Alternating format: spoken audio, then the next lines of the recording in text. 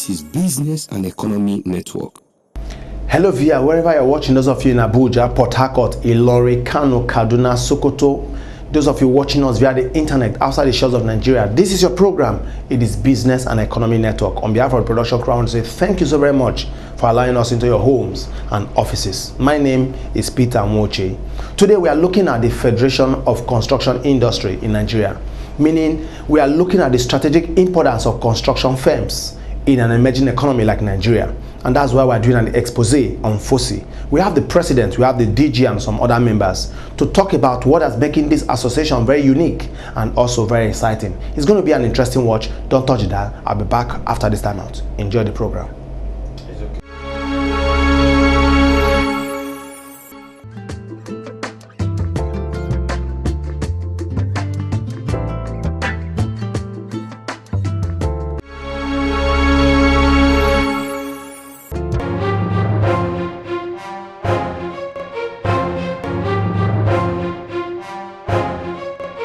The impact of construction industry is very vital to any developing economy, and Nigeria is no exclusion.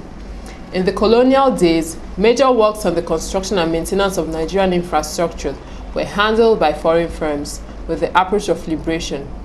Thus, these firms founded the Federation of Building and Civil Engineering Contractors in Nigeria in 1954. Subsequent developments after independence, in particular the indigenization laws, accelerated the emergence of local participants in the construction industry. FOCI is the umbrella organization for all construction firms in Nigeria. Registered to practice in the engineering and construction industry in Nigeria, FOCI was formed for the interest of practitioners in the areas of difficulties as well as lack or shortage of equipment. Okay, Federation of Construction Industry, as the name states, is like an employer group for the construction industry. That is to say, when we are talking about labor relations, we sit in with the labor union to negotiate terms and conditions of service on behalf of our members. Apart from that, yes, we are into advocacy. One of our cardinal objectives is to advocate on behalf of our members, to ensure that we protect their interests and they can operate at optimum basis within the laws of the land. Now, so in that respect, we can say yes, we're a lobby group for the construction industry. Unfortunately, you find that the challenge we face is that many of the smaller organizations or smaller construction companies don't bother to join FOCI, but they will still benefit from whatever goodies FOCI is able to achieve from the government and from organized labor. It's a challenge we're facing now. Shows that many of the smaller construction companies don't have organized labor, so they don't play by the rules. The bigger ones have organized labor. Those within our fold play according to the rules, pay the right amount, pay the right wages to their workers, go by the standard rules, standard labor rules, and follow the law as much as possible. This sometimes puts them at a disadvantage because they are going to bear a higher cost for doing business than the one-man business by the roadside who can cut corners. Our members cannot cut corners. You know, FOCI is not a regulatory body, as you're aware. We are an employers group. So the issue of enforcement and so on does not rest on the oars of FOCI. But when you look at the caliber of people, you have a list of members, look at the caliber, the level of people that are members of FOCI. They are not the kind of people that get involved in shady works or works that would building collapse, what that would have that kind of, because there are people that will put in the right structures, follow the right procedures, bring in the right personnel to do their work.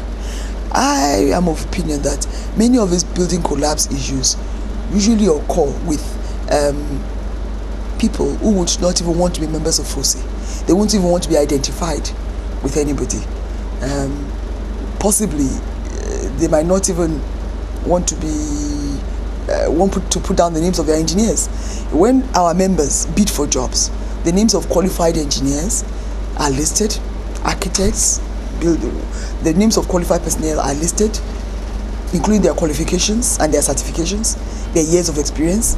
If you see the procedure our members go through in order to be qualified, to pre-qualify for jobs, you'll be shocked. The amount of information they have to provide and the amount of care they have to take. So I'm of opinion that our members are not involved in these shady deeds. It is fair to say that FOCI members have been largely responsible for most of the major building structures all over the country. They have also been involved in the nationwide development of new towns, estates, and housing schemes. In Nigeria, there has been a lot of constraints in the project managerial skill, thereby giving rise to common projects failure in the country. As president of FOCI, Federation of Construction Industry, umbrella of under which companies like Julius Baja, Dantata, Sawoe, Setrako, and all the big shots are under, everybody is concerned about the collapse of structures. I've always said it and I will repeat it. People are always talking only about the construction of the collapse of buildings.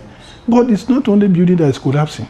Maybe because the immediate effect is on a human being, or it's on our properties, it's on our things. That's why we are feeling that one more, which is just very sudden.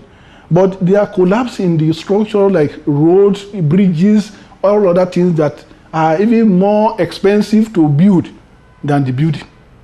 So everybody, not even only because I'm the president of FOCI or the chairman and chief executive of SNM, but every reasonable human being as a Nigerian should be concerned about the effect of collapse of any structure, not only building.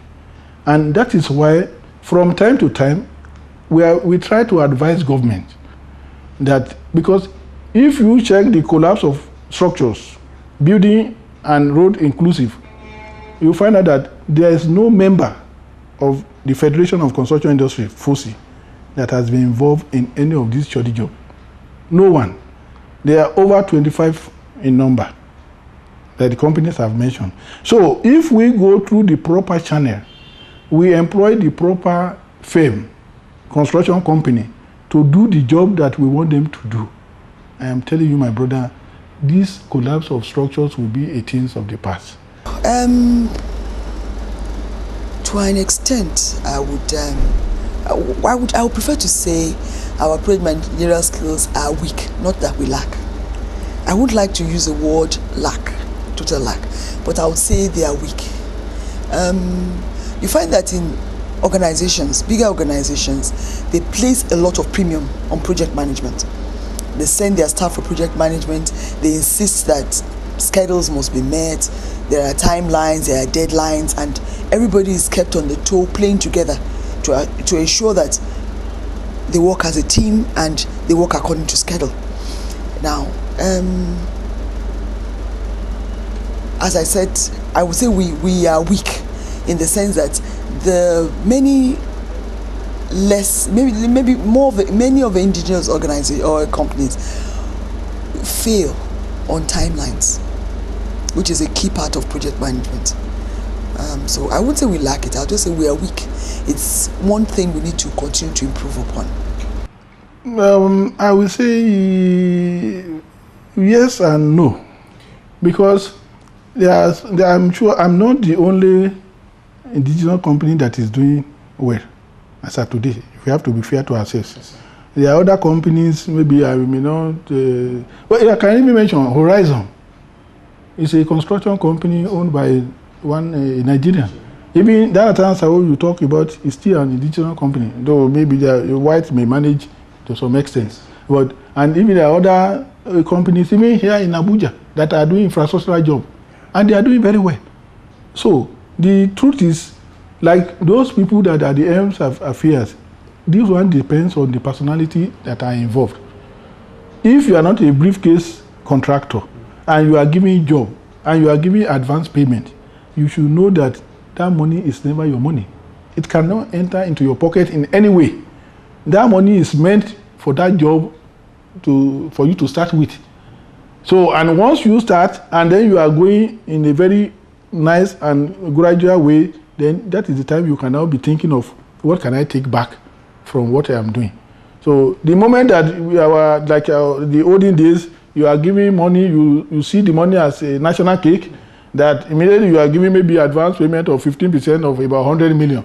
And you now believe that, first, let me keep 40, so that at least I will be able to do something, or you start looking for how to go and marry, or you are looking for the latest car in town so that I can buy it, then they know that I'm going. Then that will be the failure. So we are now seeing it. Some of us that we are in the business now has already seen where our predecessors failed. And then we are trying to be conscious of this so that we can continue to do something like the foreigners will come here and do. And I believe a lot of Nigerians, indigenous companies are doing it now, not only me. So, and I believe that any other people that are coming, other construction, indigenous construction companies that are coming, they should emulate the same, so that we can rescue ourselves from the foreign bondage. That will not be right in Dantata and Sawoe, because we have in our projects and some of the regions, we have three of our project managers are Nigerians who have trained in Nigeria. Mainly their training is with Dantata and Sawoe. We have a culture of building our own capacity. We try to bring up the junior engineers into the senior engineers category, and as well into the project management level. Our office in Kano is being managed by a Nigerian, younger than myself. Our road project from Abuja towards Abaji, Gwagwalada, Federal Ministry of Works, is being handled by a Nigerian project manager, and our project in Benue State around Zaki Biam is currently being handled by a Nigerian who has trained from his NYSC up to date with us. So the main idea is to give Nigerians the chance and the opportunity, and I assure you they will perform well. Mind you, the ministries do not have expatriates with them, and as much as the construction companies have project managers, the ministries also manage projects. So basically their engineers are their project managers. So definitely the capacity is there. It will be wrong to say that in Nigeria we lack project management capacity. We can improve. This is true in all industries, and I believe nowadays there is a drive towards that. Besides the major companies, there are a lot of smaller companies that are moving into the category of let's say medium class construction companies, and in there you'll find a lot of good people, entrepreneurial and also current in terms of project management ideas and principles. So I think we do have the capacity, and there is a positive improvement towards doing better. It just depends on how people apply themselves. For example, it's very difficult to say you come out from the university and you're a good project manager. It's where you pick up your experience. Like I said, I worked in NEPA, Mobile, and then in JKN. It prepares you more or less for it. But if people are not exposed, it doesn't matter how good their preparation is, they will not get there. But you need, construction is a tough industry. It's a rugged industry. So you need to have been prepared to do it successfully. That's just it. So in Nigeria, yes, there are a lot of competent and proficient project managers that are Nigerians, that I know. And also more are still continuously being trained. But the key word is exposure. When we get to award contract to a pocket man, that is a briefcase contractor, somebody who just by chance you work to the ministry and then you are able to get the job, and you are not even after doing a quality job or not after the job, but you are after your pocket, then we will continue to see the collapse of building. But then let me quickly add, some of the structures that are collapsing, you know very well that they are not just of recently done. Few are when they are constructing them. But the major ones are maybe like if you go to Lagos, houses that they have built for like 10, 20 years, 50 years, 100 years, and because of weather and all of that thing, some of the structural elements cannot hold them again. For sure, even in the villages, you will see now. Like my own father in house in the village, that was done with it's a story building with a mud and other things like that. When the thing, you know, weather and all these things, rainfall, hitting it, that definitely is going to collapse. And if somebody or people by chance are still living in such dilapidated houses, then what can you say? So that is just what that everybody is concerned about, collapse of building structures and all these things.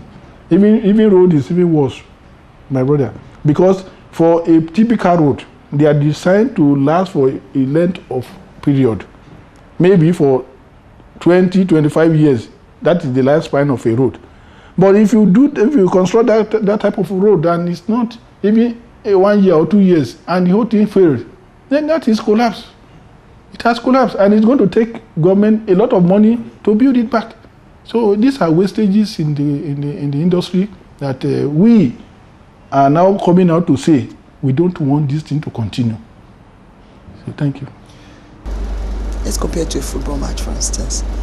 If I pick the top teams of the world and take them to the World Cup, and I bring somebody from somewhere that has not had enough time to practice, you'll be sure that there will be only a level where that person can get to.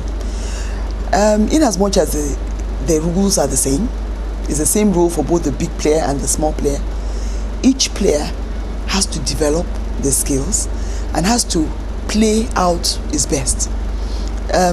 In FOCI, we admit both Nigerian, you'll even find with the indigenization decree, we are basically Nigerian.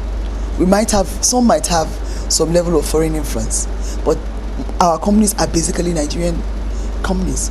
But if you're talking of the one-man startup businesses, in construction, there are different roles for different people. There's a job that can only be done by those that have the expertise of hundreds of years in the in construction, because of the kind of expertise that is required. But even within that job, there are smaller jobs that can be done by younger organizations or companies that don't have that amount of expertise. So I believe there's a level playing field. Each person, each organization can actually carve a niche for itself and be a perfect at doing what it does. We have some of our members that all they do roofing sheets, and that is their specialization. We have some members that all they do is they do foundations. They prepare foundations for others. So when you're talking about any kind of foundation, you know, oh, I have to go to XYZ to get my foundations right. That is specialization. What I would love to see our Nigerian, our younger startups focus on are those small jobs that the bigger companies actually don't have time for, and the jobs that they're begging to be taken. You are looking at plumbing works. We have challenges. Why can't we be good at those? We've had issues of some organizations saying, oh, they had to cross our borders to West African nations to get good tilers. Why?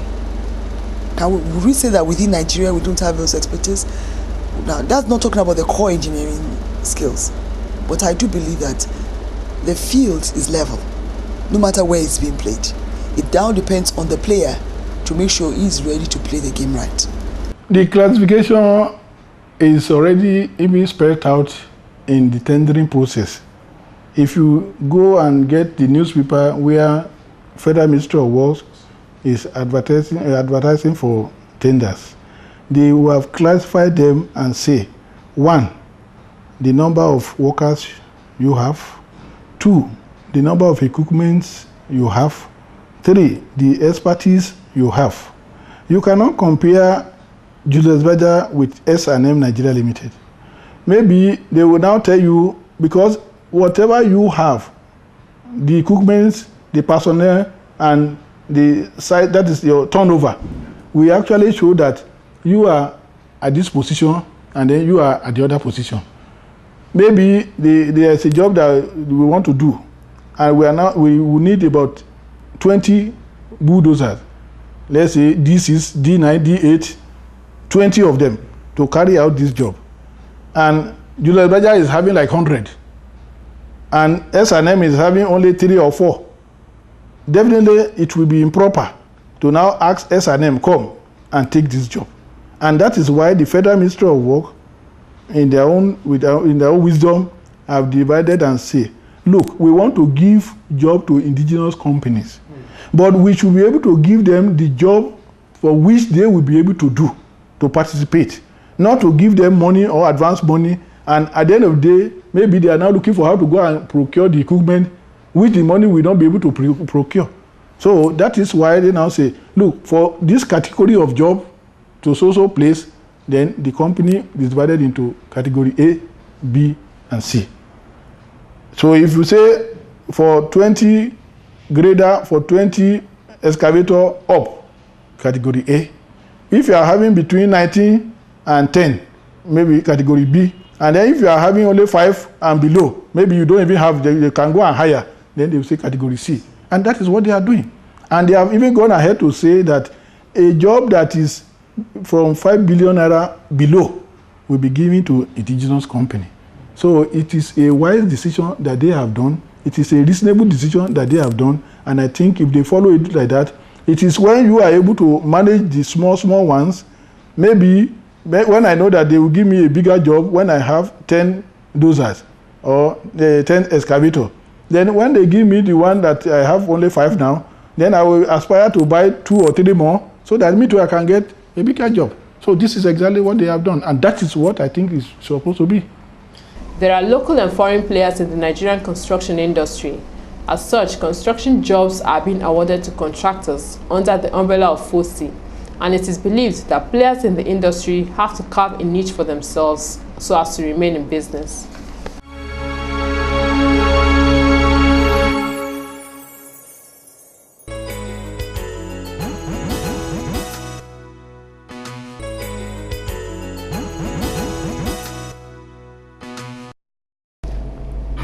Well, via this way time will permit us. I want to say thank you so very much. We've had all the presidents of FOCI and also the DG and also other ESCO members. I'm talking about the president of the Federation of Construction Industry.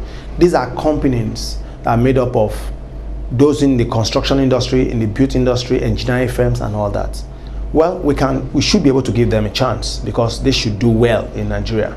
Looking at the state of our road, looking at the state of our bridges, dams and all that, if we call upon these professionals and give them the opportunity, I think they should be able to deliver. But I know some of them are already delivering and they're doing very, very well.